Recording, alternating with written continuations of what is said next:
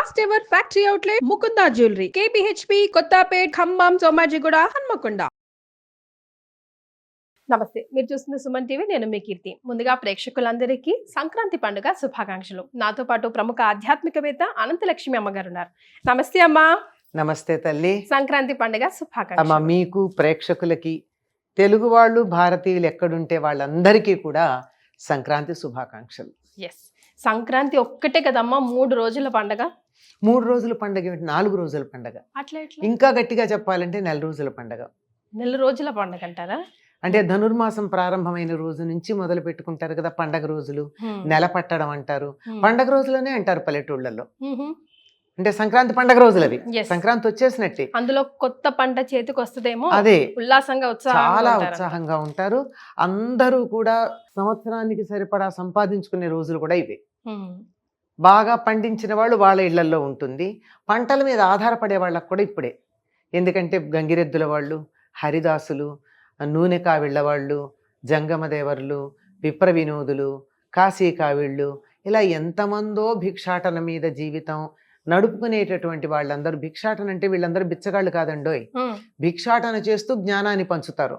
వాళ్ళందరికీ కూడా సంవత్సరానికి సరిపడా ఆదాయం వచ్చేటటువంటిది ఈ రోజులే. అంటే ఇప్పుడు మళ్ళీ అసలు ఇటువంటి వాళ్ళు మనకి ఈ వృత్తుల వాళ్ళు ఉన్నట్టు కూడా తెలియట్లేదు. ఇది ఈ నెల రోజులైతే, ఇప్పుడు మీరు 3 రోజులు అన్నారు, ఇది 4 రోజులు అని చెప్పాను. మొదటి రోజు భోగి, రెండో రోజు సంక్రాంతి, మూడో రోజు కనుము, 4వ రోజు ముక్కనుము. అసలు ఇది మనకి ఇప్పుడు ఎక్కడా కనపడను కూడా కనపడట్లేదు. తెలియదు. ఎందుకంటే కనుము తర్వాత సంక్రాంతి నాడు ఎలాగూ ఇది వచ్చేసింది కదా, ఉత్తరాయణం వచ్చేసింది గనక ముక్కనుము నాడు రకరకాల వ్రతాలు మొదలు పెట్టుకుంటారు. ముఖ్యంగా సావిత్రి, గౌరీదేవి వ్రతం మొదలైనటువంటివన్నీ ఆ ముక్కనుము నాడే మొదలు పెడతారు. అది ప్రధానం.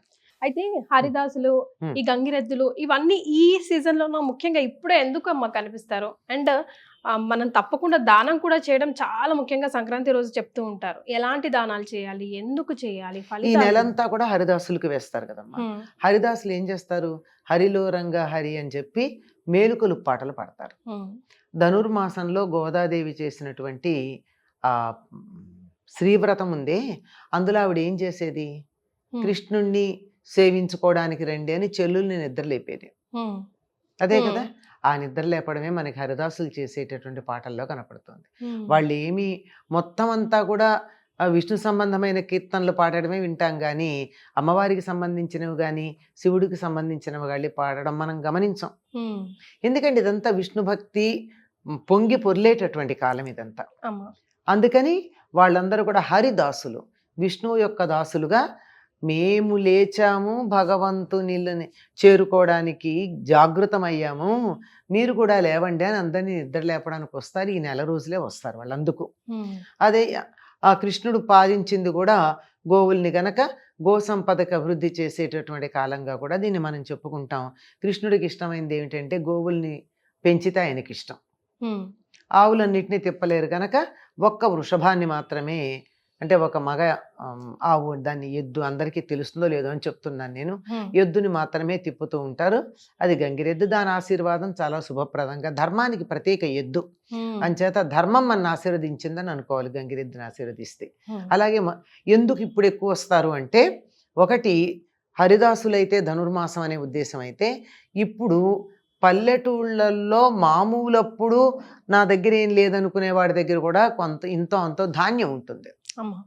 పల్లెటూరు వాళ్ళకి ఇప్పుడు వచ్చింది కానీ అలవాటు డబ్బు గురించి. పూర్వం వాళ్ళు పెద్ద క్యాష్ అసలు పెద్ద పట్టించుకునే వాళ్ళు కదా, వాళ్ళకంతా సంపద అంతా ధనమే, ధాన్యమే. ఈ ధాన్యం ఉంటుందేమో లెక్కాపత్రం లేకుండా వచ్చిన వాళ్ళకి చేతులతో ఎవరు ఇచ్చేవాళ్ళు కాదు, చాటలతో కుంచాలతో పోసేవారు. చేతులు ఇన్నే పడతాయి దోసిలి, అందులో చిన్న చేతులు ఉన్న వాళ్ళకి మరీ ఇంతే పడతాయి కనుక చాటలు అన్నా కానీ లేక పెద్ద కుంచాలు తబలు పెట్టుకుని వాటితో అన్నా పోస్తూ ఉండేవాళ్ళు. అంత ఇచ్చేటటువంటి కాలం. అందువల్ల ఈ వచ్చేవాళ్ళు ఎక్కువ వస్తూ ఉంటారు.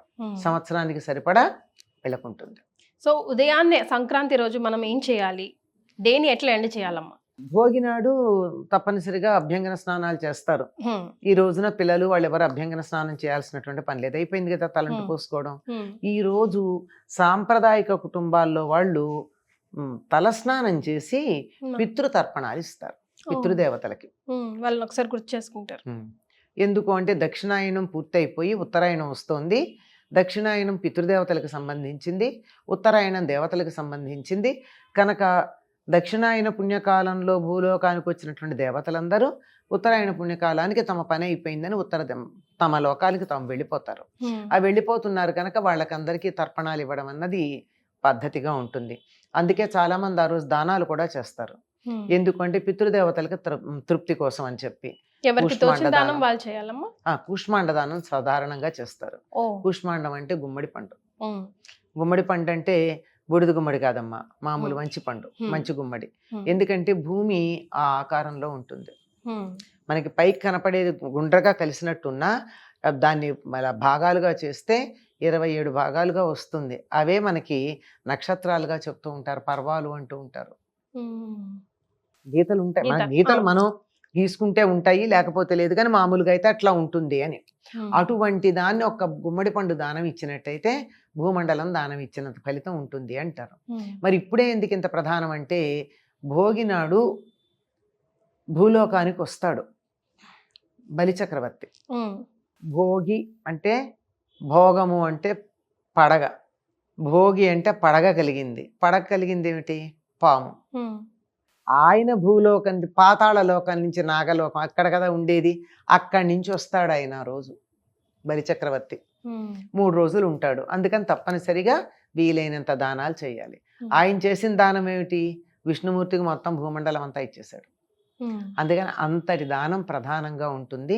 ఇంకా కొంతమంది ఇళ్లల్లో అయితే బాగా ఒకప్పటి సంప్రదాయం కొనసాగాలి అనే తాపత్రయం ఉన్నటువంటి వాళ్ళ ఇళ్లల్లో అయితే ఈనాడు తప్పనిసరిగా పితృకార్యం కూడా చేసేవాళ్ళు ఉన్నారు. అంటే పూర్తిగా తద్దినం పెట్టినంత పూర్తిగా కాకపోయినా కొంతవరకు పితృదేవతలకి తర్పణాలు ఇవ్వడం, నువ్వులు వదిలిపెట్టడం, బ్రాహ్మణులకు భోజనం పెట్టడం, బట్టలు పెట్టడం, ఇలాంటివన్నీ చేస్తారు. అంటే పితృదేవతల ప్రీత్యర్థం.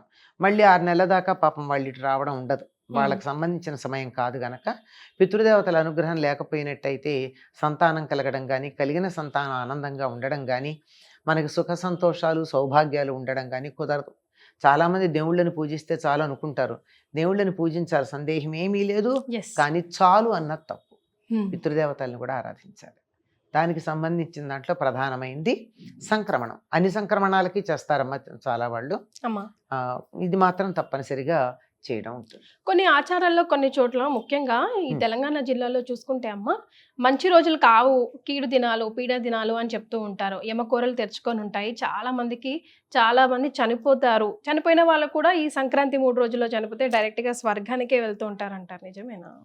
అమ్మ, యముడి కోరలుగా చెప్పబడేటటువంటి వాటిల్లో వసంత ఋతువును శరదృతువే. ఇవి పీడ దినాలను కూడా అంటారు. ఎందుకంటారంటే దక్షిణాయనం అనే ఉద్దేశంతో అంటారు. చలి ఉంటుంది, బాగా ఇబ్బందికరంగా ఉండేటటువంటి కాలం అన్న ఉద్దేశంతోనే. అందుకే అది పోవడం కోసమే మనం ముందు రోజు అంటే భోగినాడు నువ్వులు పెట్టుకుని, నువ్వుల నూనె రాసుకుని, నువ్వులు వేసిన నీళ్లతో స్నానం చేయడం అన్నది ఆ శని పరిహారార్థం అని. ఆ పీడ రోజులు పోయాయనడానికి సంకేతంగానే ఈ రోజు పండగ చేసుకుంటాం. అయితే అమ్మ, మనం పిల్లలందరూ కూడా గాలిపటాలు ఎగరవేయడం చూస్తారు కదా, దాని వెనకాల ఏమైనా సైన్స్ ఉందా? అది మన ఎంజాయ్మెంట్ మాత్రమేనా? ఈ గాలిపటాలు ఎగరేయడం అన్నది మీకు ఈ తెలంగాణ ప్రాంతంలోనే ఉందమ్మా, ముఖ్యంగా భాగ్యనగరంలో. ఇక్కడ ఒక ప్రత్యేకం ప్రదేశం ఉంది, నేను పేరు మర్చిపోయాను కానీ, అక్కడికి వెళ్ళి కానీ గాలిపటం ఎగరేస్తే ఆ గాలిపటం ఎట్లా వెడుతుందో దాన్ని బట్టి ఈ సంవత్సరం ఋతుపవనాలు ఎట్లా ఉంటాయో లెక్క కడతారట వాళ్ళు. దాన్ని అది వెళ్ళే డైరెక్షన్ బట్టి గాలి వాలుకి పెడుతుంది కదా. ఇప్పుడు మీరు గాలిపటం ఇలా ఎగరేశారు, ఇటు గాలి ఉంటే ఇటు ఎడుతుంది, ఇటు గాలి ఉంటే ఇటు పెడుతుంది, అంతే కదా. ఆ వెళ్ళేటటువంటి దాంట్లో పర్టికులర్ గా సంక్రాంతి మధ్యాహ్నం సమయంలో దాన్ని బట్టి ఈ పంటల గురించి, వానల గురించి నిర్ణయం చేయడం అనేది ఉంది అంటారు. మరి ఇప్పుడు అలా నిర్ణయించగలిగినటువంటి వాళ్ళు ఉన్నారో లేదో తెలియదు. ఒకప్పుడు ఉండేవారు, ఇప్పుడు కూడా గాలి వాలు తెలియడానికి. ఎందుకంటే ఇక నుంచి గాలి వాలు తెరుస్తుంది. మన హిందీలో ఏమంటున్నాం, ఈ పతంగ్ అంటాం, అంతే కదా. పతంగ్ అంటే ఆకాశంలో ఎగిరేటటువంటిది. పక్షి అని అర్థం ఉంది, సూర్యుడు అని అర్థం ఉంది.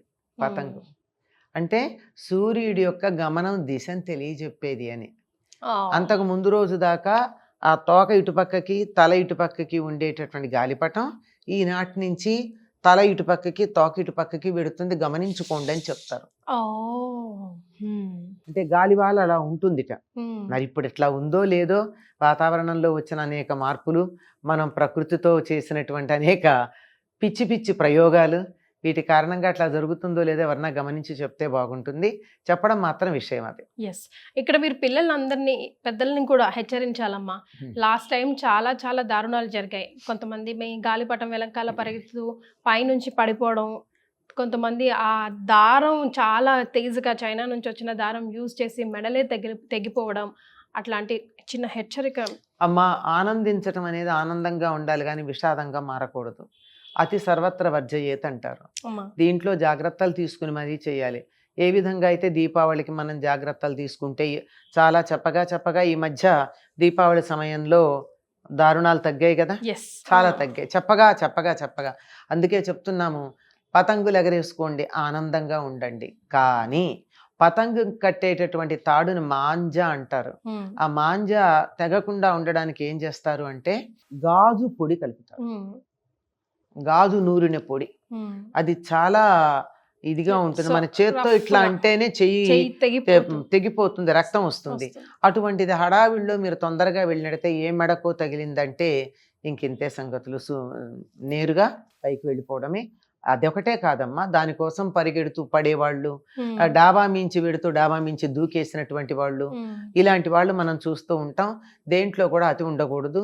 దీనన్నిటికీ కూడా మించి ఇది మెడకి తగలడం ఒకటి ప్రధానంగా ఉండేటటువంటిది. వీటితో పాటుగా ఎలక్ట్రిక్ వైర్ల విషయంలో జాగ్రత్తగా ఉండాలి. ఈ హడావిళ్ళు ఆ వైర్లు ఎక్కడో ఉంటాయి, ఒకప్పుడు పైన ఎక్కడో ఉండేవి.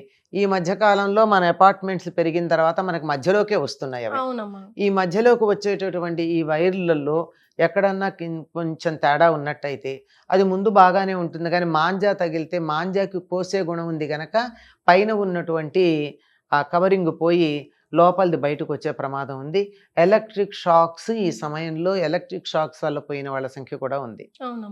జీవితం చాలా విలువైంది, పతంగు కన్నా విలువైంది జీవితం. పతంగి ఎంతమ్మా కాదు. కనుక విలువైన జీవితం విషయంలో జాగ్రత్తగా ఉండి ఈ వచ్చే ఏడాది ఇంకా ఎక్కువ పతంగులు ఎగరేసుకుందాం ఈ ఏడాది కనుక జాగ్రత్తగా ఉంటే అనే సంగతిని మనసులో పెట్టుకుని పతంగుల వెంట పడి ఎటువంటి ప్రమాదాలు కొని తెచ్చుకోకండి అని పిల్లలందరికీ కూడా ప్రేమపూర్వకంగా చేస్తున్న హెచ్చరిక. పెద్దలు కూడా ఒక కంట కనిపెడుతూ ఉండాలి. పెద్దవాళ్ళు కనిపెట్టాలండి, అక్కడే వస్తుంది సమస్య. పెద్దవాళ్ళు టీవీలు చూసుకుంటూను సెల్ ఫోన్లలో మాట్లాడుకుంటూను కూర్చోకూడదు. పిల్లల్ని స్వేచ్ఛగా వదిలిపెట్టాలి. గాలిపటం దానికే సంకేతం, స్వేచ్ఛగా వదిలిపెట్టాలి. కానీ కింద ఆ చెక్కి ఉందే, అది మన చేతిలో ఉండాలి. అది మన చేతిలో ఉన్నట్టు వదిలిపెట్టాలి. పిల్లల్ని వదిలిపెట్టాలి, ఒక కంట కనిపెట్టాలి. ఇది గాలిపటం, అది కూడా సూచిస్తుంది మనకి. అది వెరీ వెల్ సెడ్ అమ్మా. మరొకసారి సంక్రాంతి శుభాకాంక్షలు అందరికీ కూడానమ్మా. సంక్రాంతి శుభ సంక్రాంతి కావాలి అని కోరుకుంటున్నాను. ధన్యవాదాలు.